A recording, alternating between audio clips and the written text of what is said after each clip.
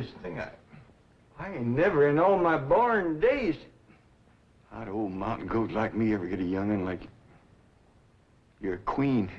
That's what you are in that shiny dress standing there. You're a queen. Feel it, Paul. It's slicker than a toad's belly. I'll give you if it ain't. What kind of dress they call that? Well, this is what you call a ball gown. A ball gown? Well, you's even catching on to what they're named. Well, Miss Hathaway, she pinned a piece of paper onto every dress she got me, telling what it was for. You better tote along the shotgun and keep the fellas away. Oh, no, Paul. That's what I'm going out for, to meet some fellas. Hallelujah. You know, you're going to find out something I've been saying is the truth. You don't have to dress up in boys' clothes to have fun with boys. I'm going to keep my promise, Paul. I ain't going to wear nothing but dresses for 3 whole days. And I'm going to keep my promise, too. If you don't have just as much fun as you did climbing trees and wrestling, you can go back to wearing your pants and shirt. Goodbye, Paul.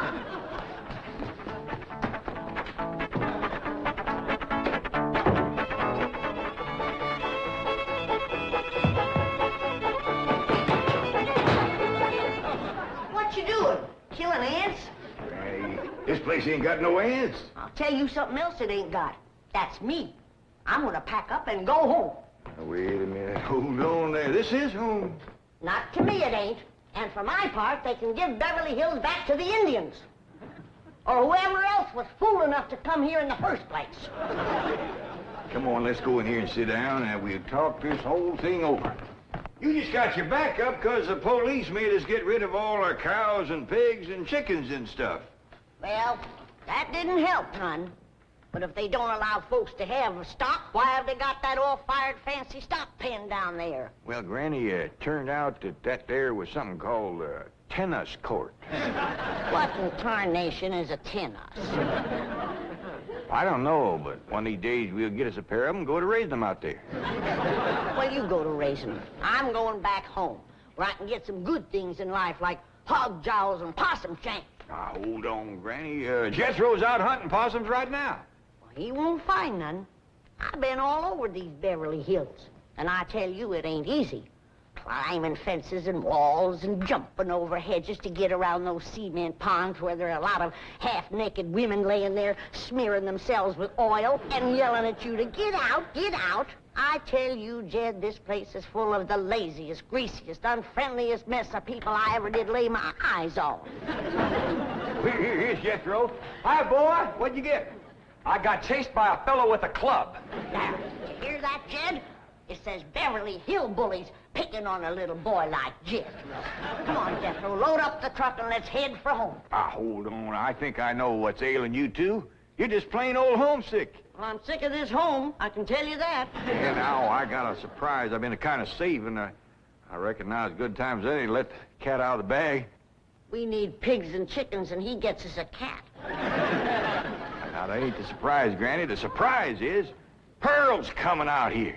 Ma's coming out here? Yeah, and she's bringing your sister Jethrine. Hot diggity dog. Yeah, I wrote her a letter. I said, Pearl, I says, why don't you come out here and bring Jethrine? We got lots of room and plenty to eat, and we sure is a hanker to see you. Oh, boy. I gotta get us some possum now, because if there's one thing Ma and Jethrine likes, it's grits and possum shanks. You don't look particular cheered up, Granny. Jed, you might fool that boy with a story like that, but not me. What do you mean? Since when can you write letters? Well, now, Granny, now, wait a minute. Wait a minute. Granny, I didn't write that letter by hand. Held the pencil twixt your toes, did you?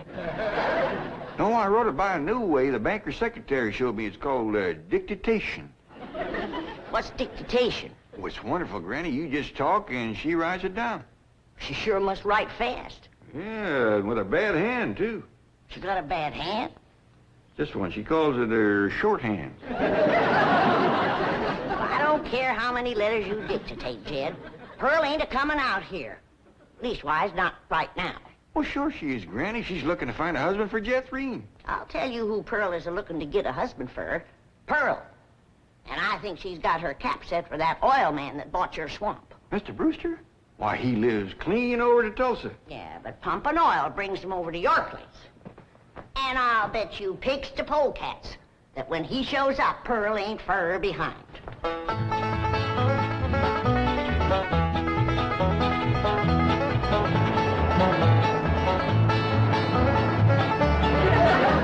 There he is.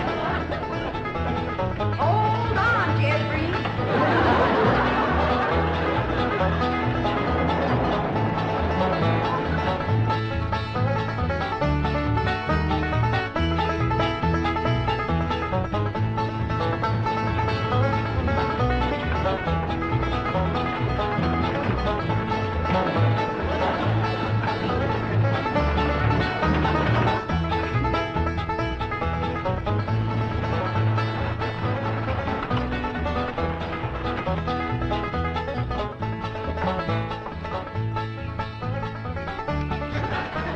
Why, Mr. Brewster, of all people, fancy meeting you here. Small world, ain't it? Yes, it certainly is. Oh, this here's my daughter, Jethreen.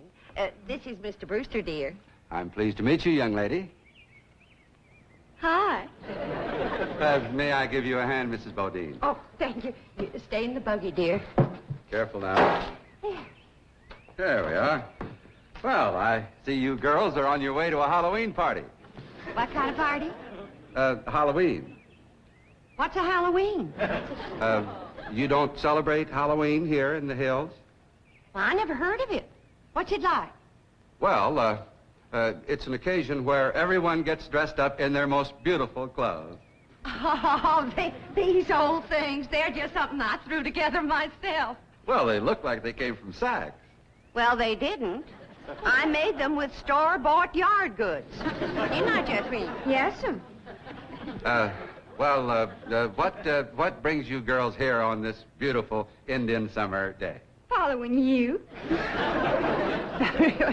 we was headed this way anyway. I promised to keep an eye on the old home place for Cousin Jed, remember? Mm. Oh, I hope he won't mind that I had a telephone put in the cabin. You see, we're using it as a sort of a field office. Oh, but he won't mind. Especially if you would show it to me and I could see for myself that there was no damage done to the cabin. Well, that's quite all right. Come along, huh? Stay in the buggy, dear. Well, perhaps you'd like to stretch your legs. They're long enough now.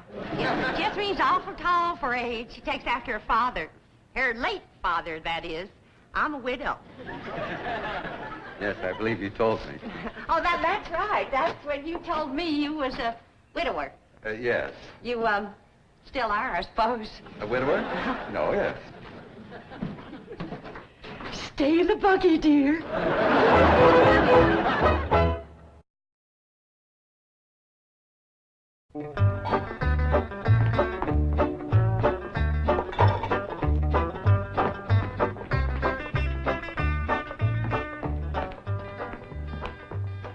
I'm going back where I should have stayed in the first place.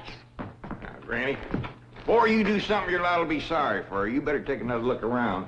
See all the nice things we got here that you wouldn't have back home. Like what? Like this great big cooking room, for one thing. Why, you could take our whole cabin in and put it right in this one room. Well, if you did that, I might stay. What about them big ice boxes? You got nothing like them back home? Didn't need 'em. Got nippy in the fall like the good Lord intended it to. This crazy California stays warm all year round. Well, that's awful good for growing things. Look at that fruit there. Did you ever in your whole born days ever see anything as pretty as that fruit? Don't spoil neither. Don't taste neither. Oh, now. Jethro ate a whole bunch of them grapes. 2 apples, a pear, and a whole handful of strawberries. And he said there wasn't one bit of juice in the whole kit and caboodle of them.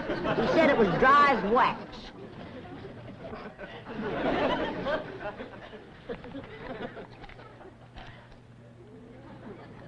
His a mighty dry and gummy.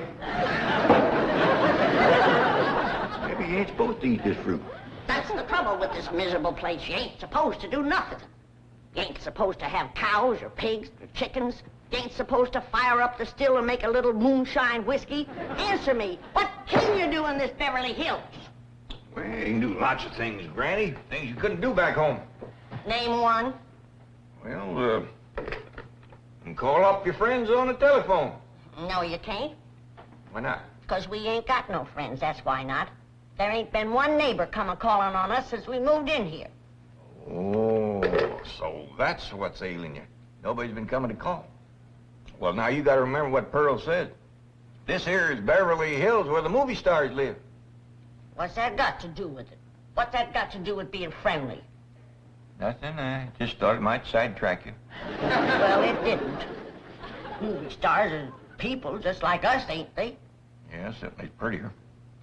Wouldn't it be worth waiting for if one of these days they come a knock on the door and we go to answer it, and we open up the door and standing there would be Mary Pickford. Mary Pickford? Yeah, with the golden curls hanging down her back and her pretty little rosebud mouth saying friendly things like, howdy there, I'm Mary Pickford. Oh, you'd say to that? I'd say, who's Mary Pickford? That's what I Granny, she's America's sweetheart. You know that movie house where Pearl plays piano on Saturday nights? I heard of it. Well, she says little old Mary is everybody's favorite. Well, tell me this.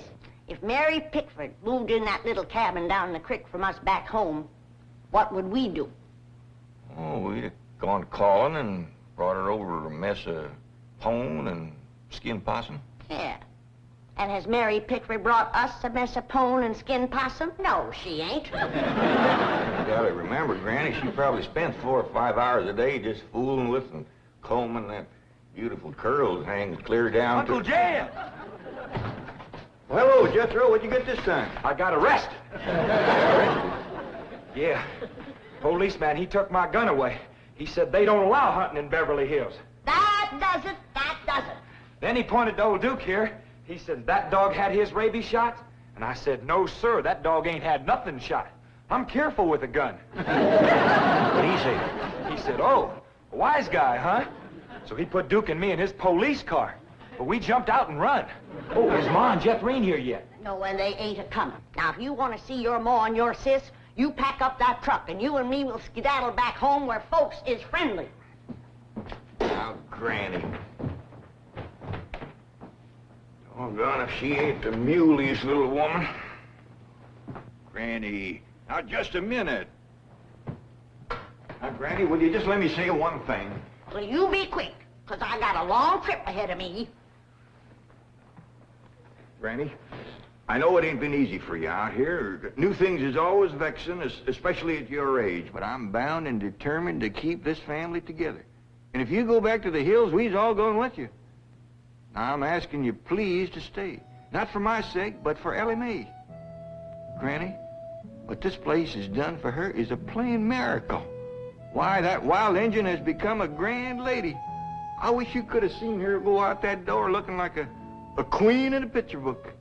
I tell you, I just wanted to sit down and bawl, the way you done when I married her ma. Now, she's just... She's out there now. Not just wait, Granny. Wait till you see. In here, Ellie Mae. Huh? You sure was right. Oh, Hoggin, you don't have to wear boys' clothes to have fun with boys. Mae, you promised me you wouldn't wrestle. I ain't been wrestling. Then what have you been doing in your ball gown? Doing what I'm supposed to do, playing ball. Oh, I made 2 touchdowns and kicked 3 field goals.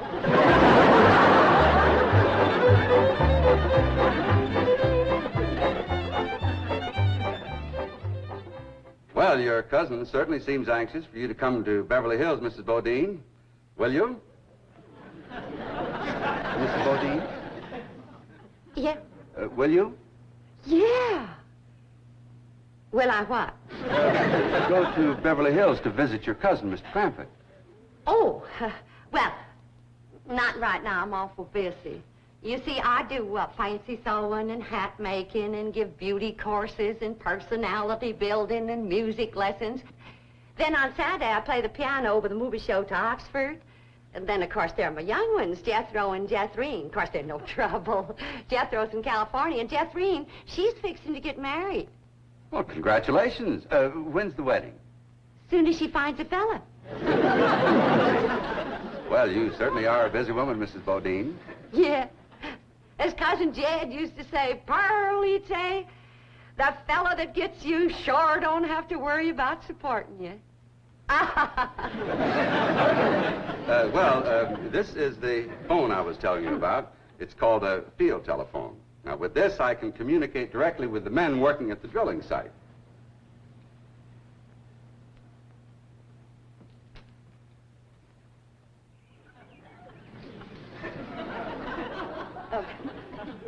Any young men down there?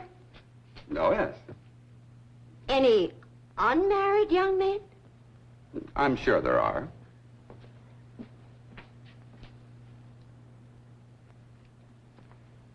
Any tall unmarried young men? Well, they're probably all sizes.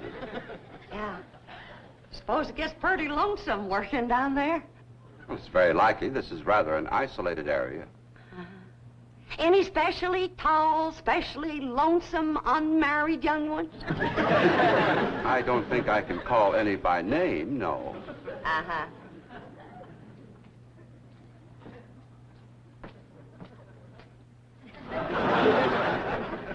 Well, I was just wondering.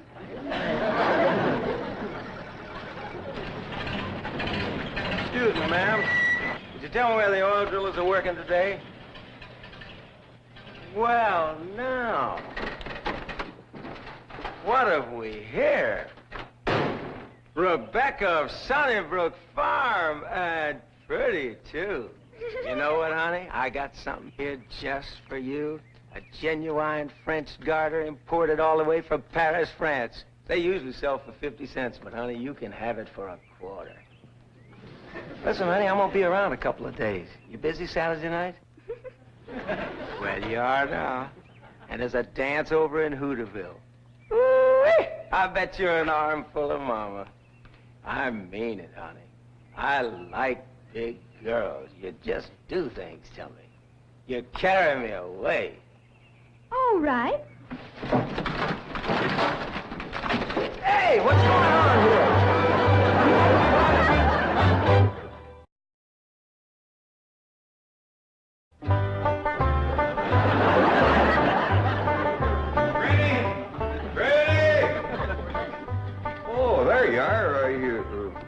What are you doing? I'm figuring. And I figure best when I'm fishing. Ain't no fish in there. I ain't fishing for fish. I'm fishing for figuring. Hey, what kind of figuring you fishing for? I'm fishing to figure how I can get home. Now, Granny, I've been doing some figuring, too. And you know, I think I got it figured out how come the neighbors ain't come to visit us. I'm listening. Well, I got it figured. Out here in Beverly Hills, instead of them coming to see us, we go to see them. How come? Oh, I don't know how come. That's just the way I got it figured. Mighty convenient figuring. Granny, it wouldn't do no harm and to give it a try. A lot of things is different out here. Well, I'll fish on it for a spell. Take Possum. Feed like a whale. Who said there ain't fish in here? Well, that's the prettiest I ever seen. Ah, I gotcha, you rascal. I'm gonna throw you right in the frying pan. This thing ain't nothing but skin. That's your Beverly Hills for you. All flashy and show on the outside and nothing on the inside where it counts. Fish and people is two different things. We're going to calling on our neighbors, and then we'll do our judging.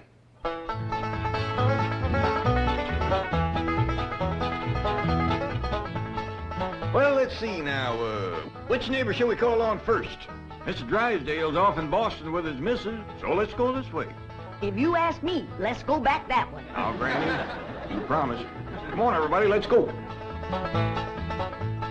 You reckon they'll give us a mess of pone or something, Pa? Or maybe some salted down possum. Probably so lie on us.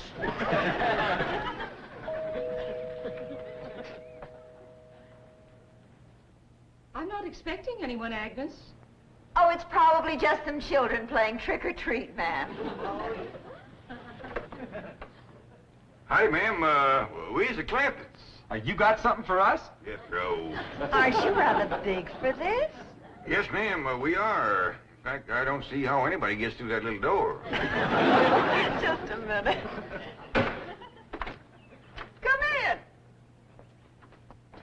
Come in and set a spell, as you folks say up in the hills. Well, thank you. We got a lot of calls to make. But, this here is Granny. Howdy. Hello? I'm my daughter, Ellie.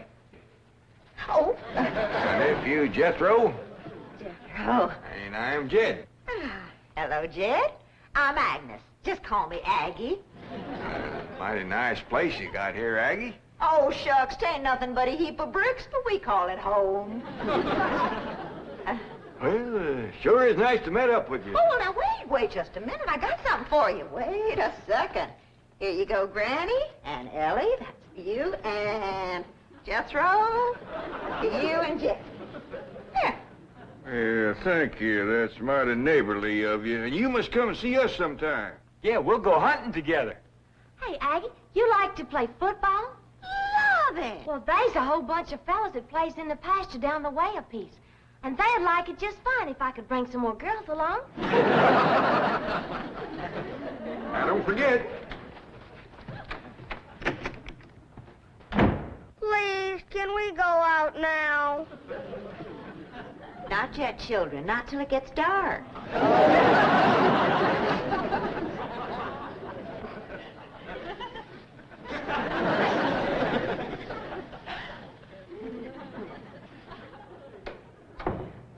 Ain't that the most pitiful thing? Heart-rending. Just heart-rending. Nice-looking woman, friendly as you please. But them young'uns is the homeliest I ever see. Wonder she didn't want to come a-calling on us. Yeah, reckon I'd stay home, too, if my kids looked like that. Kid, I ain't never gonna say a bad word about nobody. I know what you mean. Diggies, every house we went to, they was nice to us, wasn't they? Sure was, Dad. Hey, listen, everybody. I got an idea. Let's call up Cousin Pearl and tell her to come on out here. Uncle Jed, you can't call Ma on the telephone. Well, Mr. Drysdale said we could call anybody we had a mind to. Well, Ma, she ain't got no telephone at home. Don't matter. She ain't never home nohow. The way I look at it, you can't never tell what you can do until you try.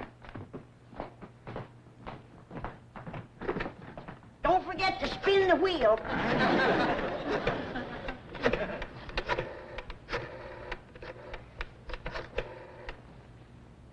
Howdy, ma'am.